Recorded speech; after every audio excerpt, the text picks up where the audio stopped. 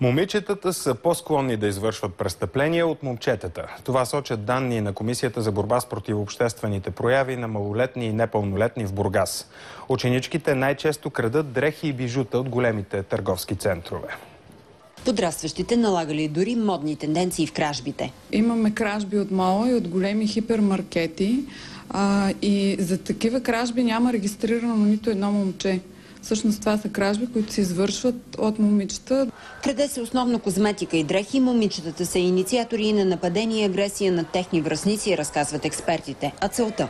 Да докажат, че са силния пол, може би. Това, което установяват и обществените възпитатели, които работят с тези момичета, е, че много по-трудно вече се работи с момичета и са много по-агресивни, отколкото момчетата.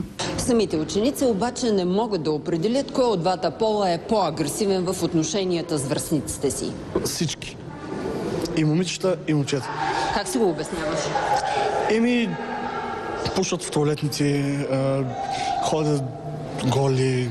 Не мога да определя точно. Зависи просто от човека, от характера. Психолози смятат, че причината за агресията е липсата на добри отношения в семейството. Загубена е комуникацията между родителите и децата. Не е важно детето да бъде само нахранено, облечено и изпратено на училище. Трябва да се говори с тези деца. 173 са децата в Бургас, които през 2010 са регистрирани за престъпни деяния. Голяма част от тях неграмотни.